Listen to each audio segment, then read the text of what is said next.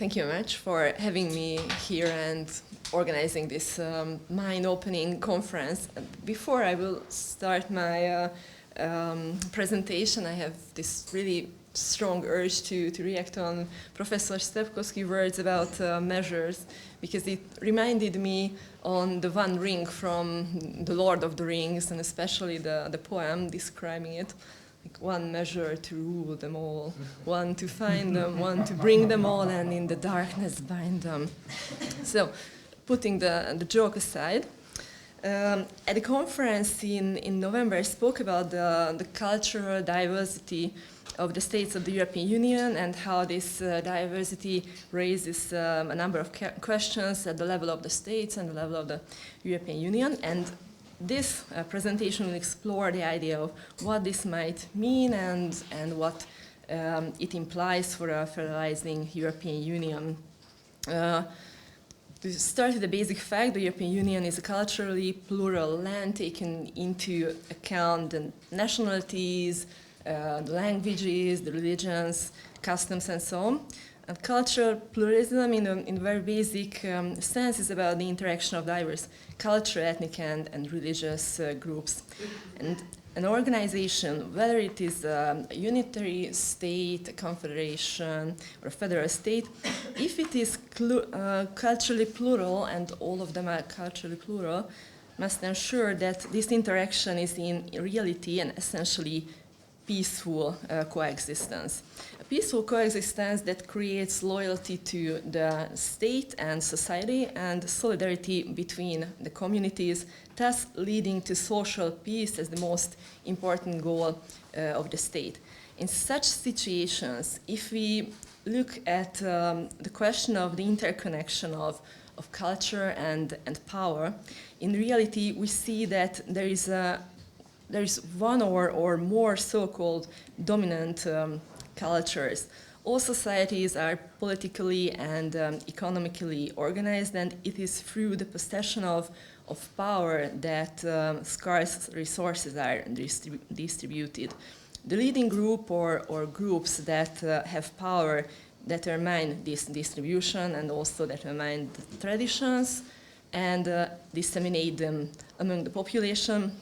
That is, they determine, so to speak, the culture that permits society and thus influence society. Defined in another form, a dominant culture is the one that is able to impose its values, language, and patterns of behavior on other cultures through its economic or political power, that is it can actually achieve acculturation. Obviously, under democratic conditions in the 21st century, it is not a question of a few dominant cultures dominating all the others in a culturally diverse space. Rather, it is a question of achieving a kind of compromised balance in which the dominant group takes guaranteeing steps towards the minority groups in order to preserve the community, while the minority groups, if they consider this to be in line with their goals, cooperate with the majority group. So, equilibrium done. However, it should also be remembered that the dominant culture is the one that is linked to society and social institutions, which for minority cultures is only given if they have territorial autonomy, but even then not equal power potential. In other cases, the minority culture can only rely on its own capacity to assert its interests. The majority culture also has political control, even if it chooses to adapt and relinquish some of its power in favor of minority groups. So the fact that in cultural pluralism, culture is equal and none is better or worse than the other does not mean that their political power and advocacy is or should be equal. In an entity that is moving towards some form of federalization, this means rethinking existing power relations and institutional arrangements. What would be the basis of common existence, of unity in a federation or similar arrangement? Is it possible, or is it simply the will Or is it language, culture, history, or geography and geography? How can a federal system strike a balance in pluralism through compromise and agreement? Compromise can only be achieved when consensus cannot be reached in all issues. Then the issues on which consensus must be reached can be reduced by it. And agreement in the sense that the terms of compromise cannot be unilaterally changed. In this way, federalism can ensure that the minority remains within the state because it offers greater benefits than secession would. It can also strengthen nationalism, which is more attractive than separatism. Ultimately, a shared identity can be created. What does this mean for the European Union? In federal or similar arrangements, we can see that either naturally or with some central help, a common identity has been created. For this to happen, European culture must be at the forefront of Europe's identity. But European culture must be made the basis of identity in such a way that cultural pluralism and hence pluralism of identities is preserved. It is not, of course, a question of creating this European culture entirely from its foundations because since it is in practice a culture of the spirit and has lived with us since the antiquity. It is that it must grow up alongside our current national identity so that it can become the basis of a sense of belonging and thus a basis of common loyalty. However, the development of a common European identity has been strained by certain contradictory processes since already the 19th century.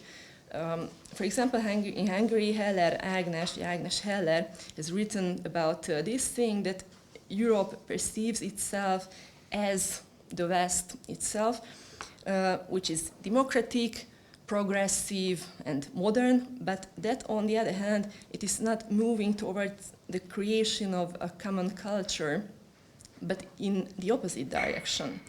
In this process, in the process of cultural relativism, European culture is becoming less and less. It is not present neither in literature nor in philosophy.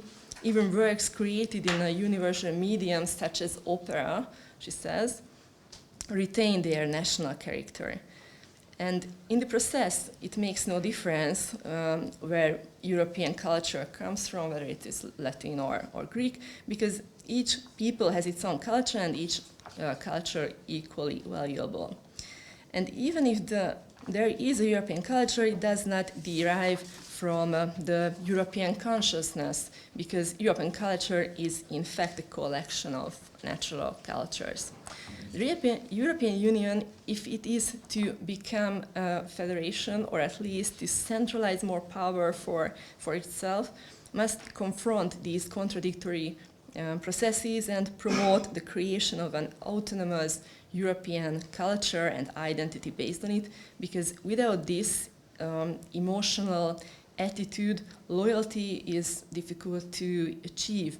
There is a limit to the extent to which interest can hold such an entity together, because interests change and maintaining a balance of interests is not an easy task. To achieve the goal of united in diversity, we've heard about this today already, unity must be based on a solid foundation that is natural for all. What kind of identity building can the European Union achieve, or should the European achieve if they want to? One of the tools of identity building is the creation of common symbols, for example. The use of symbols is a way of speaking culture, how culture speaks to us. Symbols are crucial elements in the organization of the culture of human communities. The symbolic system of any society plays a key role in expressing its values and goals, in creating community identity, and is one of the main means of passing on traditional experiences and transmitting culture. Symbolism embodies a sense of identity in that symbols are endowed with subjective meaning in addition to their universal objectivity. The process of subjective meaning and the emotional attachment to it, the process of forming a sense of identity, is currently taking place in the European Union, as we all know, where there is a common flag, a common anthem, a common motto, is united in diversity, and a common currency. We'll hear about this too in the afternoon. However, the impact of all this on identity is not yet at an advanced stage, and it is a well-known criticism that the EU symbols do not have a sufficient emotional content, at least compared to the symbols of national cultures.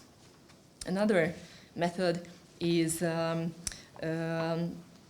representation of history in a collective memory, method for identity formation. History is an important element of culture and fluid of identity. The common European identity therefore requires common elements of history, but it's not a matter of facts from the past, but rather of the collective memory of these facts, which preserves the reconstructed version of the past and thus becomes part of our cultural memory. In fact, it is the emphasis on the focus on the events and stories that binds groups together that can form the basis of a sense of history and then of identity, and thus of identity formation. It is a constructed memory, by all means, that needs to be founded and then disseminated. In the case of the European Union, however, there is an inherent contradiction in that the Union itself does not have a past that can in itself become the basis for such memory, which requires going back to earlier periods, actually, but which also requires serious work, responsibility, and agreement to highlight events that can have a positive content for everyone, taking into account whether we have a positive content for everyone at all.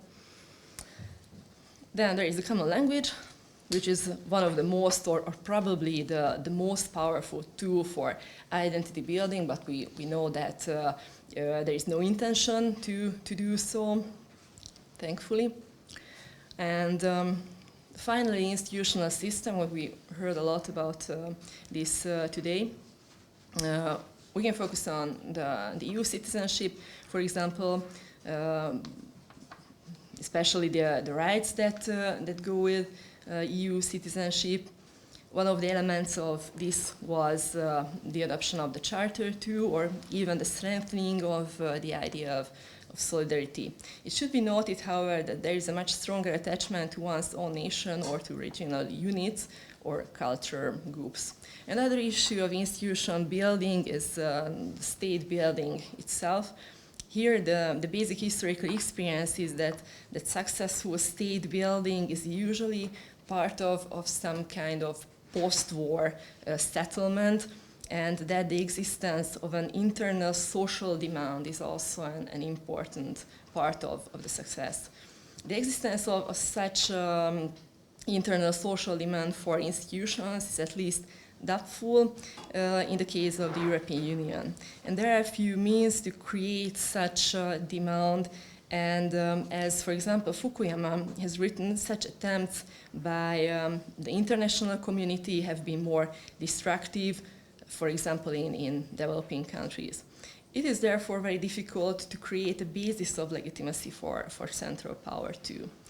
Beyond the creation of social demand, the biggest challenge is obviously the division of powers, especially since typical identity building tools such as education in culturally very diverse units can rarely work if they are directed solely from the center, and it is more justifiable to refer the issue to the territorial level because of the need to adapt to territorial specificities. There is a tension between the territorial state model and the ethno-cultural state model too.